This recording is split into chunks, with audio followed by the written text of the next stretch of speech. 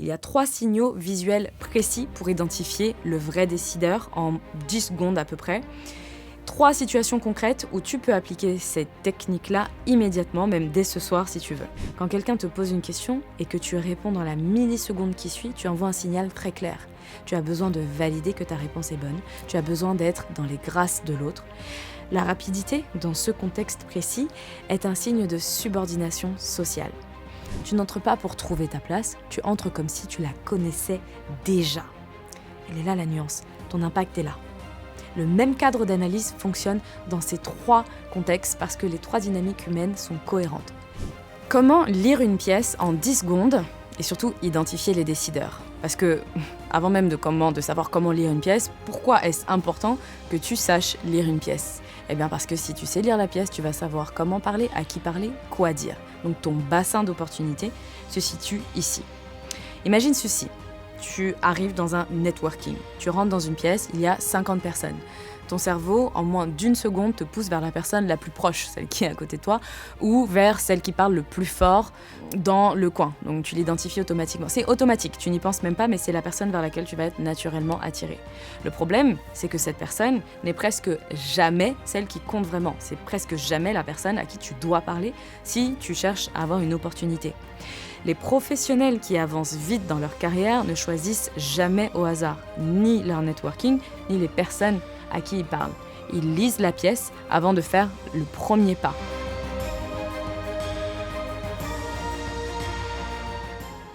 J'ai déjà même vu des grands dirigeants qui, avant d'entrer dans une pièce, se trouvent un moyen de la regarder soit d'en haut, soit d'ouvrir une porte sans qu'on les voie pour identifier l'espace. C'est hyper important. Ils lisent la pièce avant de faire le premier pas. Et c'est exactement ce que tu vas apprendre à faire aujourd'hui. Il y a 3 signaux visuels précis pour identifier le vrai décideur en 10 secondes à peu près. 3 situations concrètes où tu peux appliquer cette technique-là immédiatement, même dès ce soir si tu veux. Parce que chaque événement que tu traverses sans cette compétence est une connexion stratégique que quelqu'un d'autre a faite à ta place. Et là, c'est un problème, parce que j'adore cette phrase qui dit « Your net worth is your network ». Donc, ta valeur réelle dépend de ton network. Donc, tu as intérêt à savoir faire les connexions stratégiques. La question, pourquoi ton cerveau te trompe à chaque fois? Donc, tu vas identifier le mauvais interlocuteur, ce sera jamais la personne la plus importante, ce sera jamais un décideur. Je vais te dire une vérité qui va te déranger. Ton cerveau n'est pas conçu du tout pour le networking. Il est conçu pour la survie. Et en temps de survie, ce qui est bruyant, visible et familier attire l'attention en premier. C'est ce qu'on appelle le biais de disponibilité. Ton système limbique va naturellement vers ce qui est le plus accessible et pas vers ce qui est le plus pertinent. Donc tu vas aller vers quelqu'un comme si tu t'attendais à ce que cette personne te rassure, te sécurise. Et comme cette personne est visible, c'est celle vers laquelle tu vas. Concrètement, ça se traduit par quoi? Quand tu rentres dans une pièce professionnelle, tu vas instinctivement graviter par la personne qui rit le plus fort, vers le groupe le plus animé, vers quelqu'un que tu reconnais vaguement de LinkedIn. Ce n'est pas un manque de charisme, ce n'est pas un manque d'intelligence, c'est vraiment de la biologie pure et dure. Le problème, c'est que la réalité du pouvoir professionnel fonctionne bien souvent à l'inverse de ce qu'on a l'habitude, ou même parfois à l'inverse de la biologie. Les recherches en psychologie sociale sur le statut de dominance sont très claires sur le sujet. Le haut statut se reconnaît à ce qu'il ne fait pas. Pas de mouvement parasite, pas de regard qui cherche l'approbation, pas d'agitation pour occuper l'espace ou remplir les silences. La contenance, c'est le signal. L'agitation, c'est le bruit. Donc, à partir de là, déjà, tu as des indices. Pense à la dernière réunion importante à laquelle tu as assisté, par exemple. Qui parlait le plus? Rarement, la personne dans la vie pesait le plus lourd. Souvent, dans les réunions, le décideur, celui qui prend vraiment la décision finale, se tait le plus longtemps, surtout lorsqu'il est dans un environnement social ou lorsqu'il y a quelqu'un qui présente. Le vrai décideur écoute, observe, pose une question, une seule, et tout le monde se recalibre en fonction de sa réaction. Et ça, c'est ce qu'on appelle le pouvoir discret. Et si tu ne sais pas le lire, tu passes 80% de tes soirées de networking à avoir d'excellentes conversations, certes, avec des gens qui ne peuvent malheureusement cependant rien pour toi. Pas parce que tu manques de compétences relationnelles, mais parce que tu lis mal la pièce. Il faut savoir bien identifier les choses qui comptent. Donc je vais te partager les 3 signaux que tu dois observer pour identifier directement les décideurs, les personnes qui peuvent vraiment t'apporter quelque chose, mais surtout à qui toi aussi tu peux apporter quelque chose. La majorité des gens regardent au mauvais endroit. Ils entrent dans un networking, puis ils vont scruter les badges, les visages connus, ils analysent les conversations. Toi, je vais t'inviter à regarder la posture, je vais t'inviter à regarder les corps.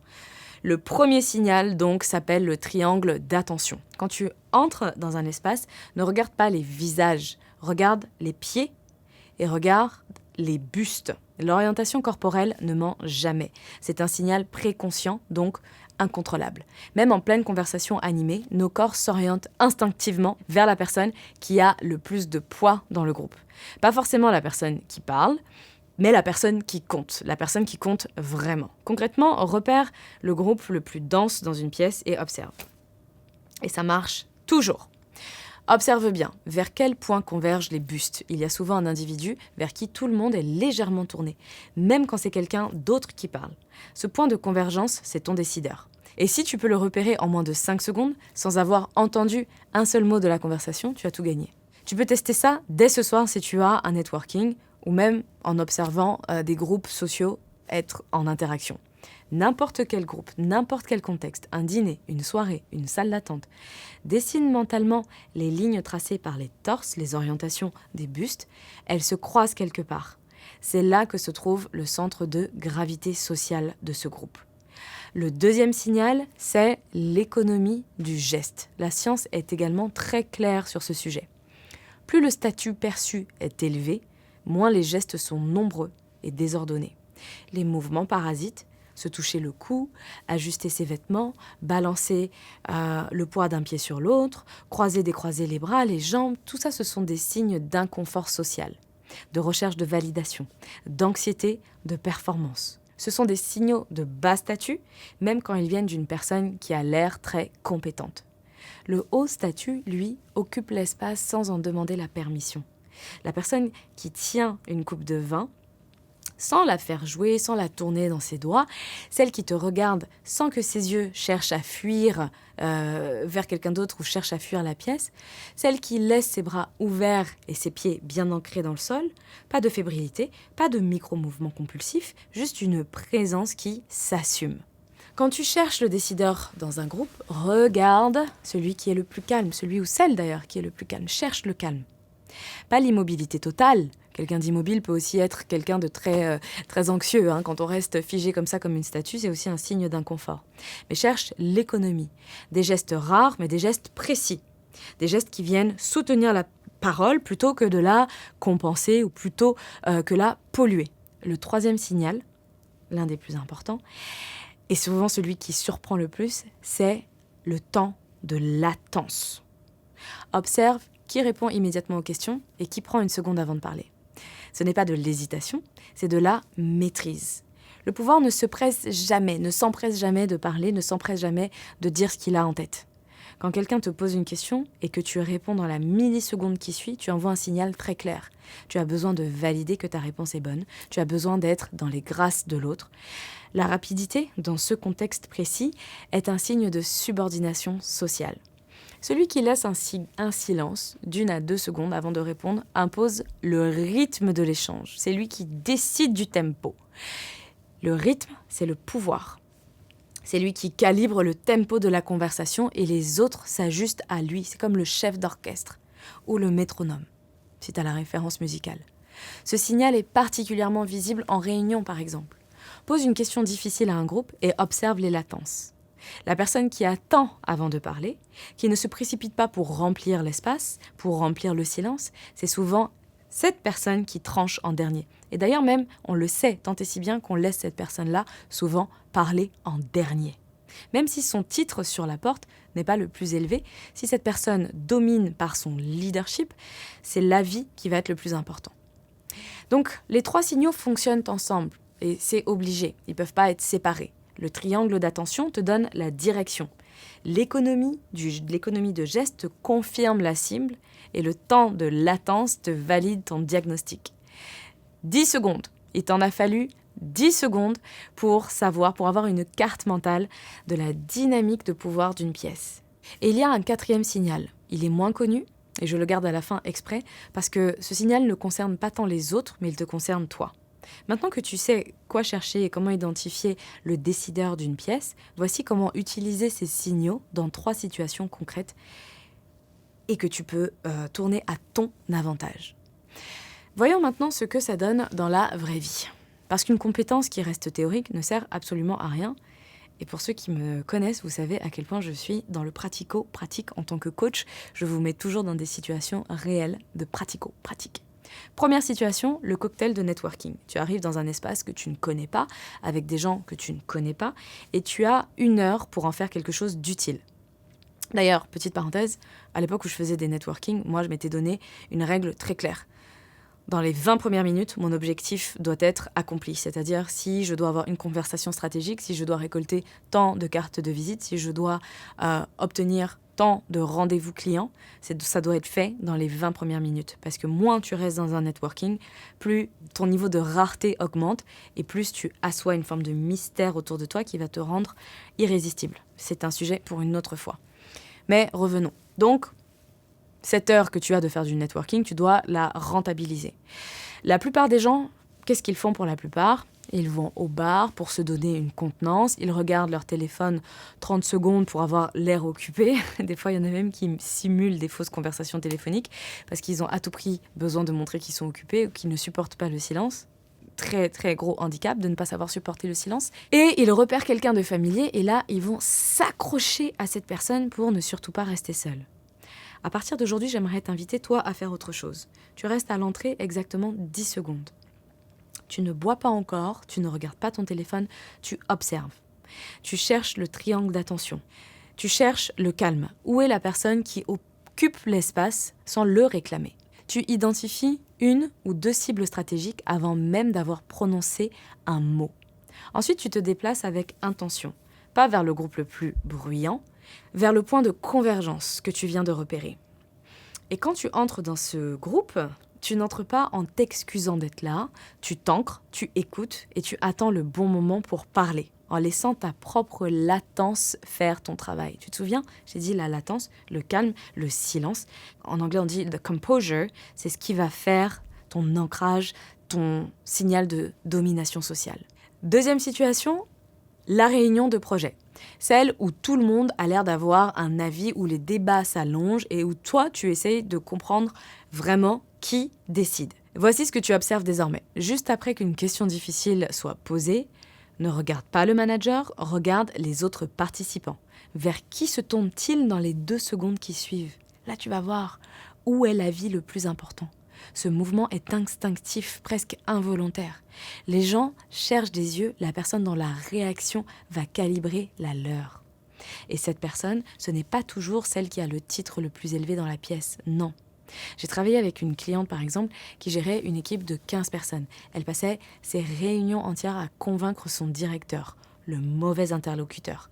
La vraie décision passait par une chef de projet, sans titre de direction, dont tout le monde attendait le signe de tête avant de valider une orientation. Une fois qu'elle a su lire ce signal, cette personne qui avait ce leadership informel tellement bien ancré que tout le monde se calquait à sa réaction, se référait à son approbation, elle a cessé de vendre désormais à la mauvaise personne. Ses propositions ont commencé à se diriger d'abord vers cette personne-là qui avait une autorité informelle. Et là, ces propositions ont commencé à passer. C'est très important que tu arrives à identifier les bons décideurs. Le titre sur la porte et le centre de gravité réel d'un groupe sont souvent 2 choses différentes. Apprends à lire les regards, pas les organigrammes. C'est hyper important. 3e situation, ton entrée en scène.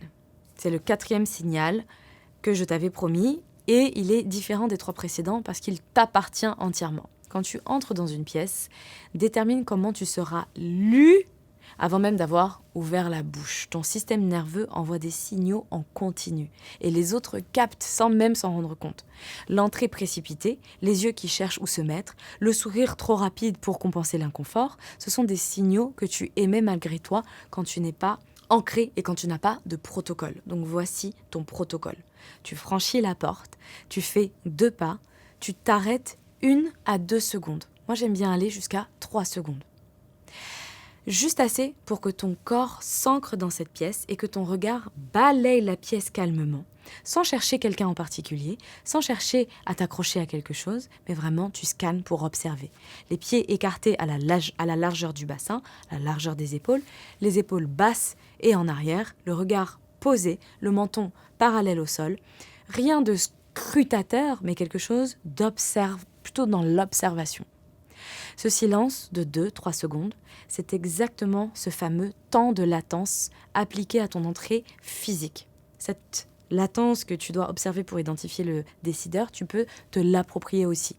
Tu n'entres pas pour trouver ta place, tu entres comme si tu la connaissais déjà. Elle est là la nuance, ton impact est là. Le même cadre d'analyse fonctionne dans ces 3 contextes parce que les 3 dynamiques humaines sont cohérentes. Les signaux changent d'intensité selon l'environnement, mais la logique reste exactement la même. Tu l'apprends une fois, tu l'appliques partout. En conclusion, et comme toujours, passe à l'action immédiatement. Lire une pièce, c'est une compétence comportementale. Tu vas devoir appliquer tout ce qu'on a dit. Au début, ça va être un peu difficile, tu vas devoir te souvenir de tout ce qu'on a dit, mais après, ça deviendra un réflexe. Ce n'est pas un don, c'est quelque chose qui s'apprend et qui se pratique. Ce n'est pas quelque chose que certaines personnes ont à la naissance et pas d'autres. Aujourd'hui, toi, tu l'as aussi. C'est une attitude qui se développe. C'est une aptitude que tu dois entraîner. C'est une pratique délibérée. Et comme toute compétence, elle commence par un seul geste répété. Essaye une seule chose. Donc voici ton défi pour cette semaine. La prochaine fois que tu entres dans un café, dans un bureau, dans une salle de sport, dans une salle, peu importe, ne sors pas ton téléphone, prends 10 secondes. Prends 10 secondes pour observer. Prends 10 secondes pour toi aussi t'ancrer dans cette fameuse latence.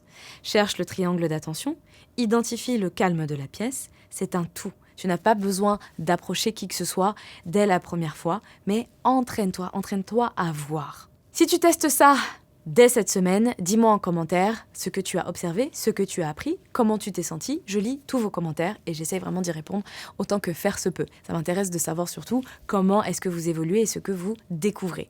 Et pour aller plus loin, pour vraiment affirmer ton leadership et t'ancrer dans cette nouvelle posture de leadership formel et informel, va voir dans la description parce que je t'ai mis toutes les informations et toutes les ressources pour aller beaucoup plus loin sur ta communication verbale, non verbale et notamment rejoindre mes programmes de coaching Voix de succès. Donc, je te retrouve en commentaire et je te dis aussi à très vite pour la prochaine vidéo.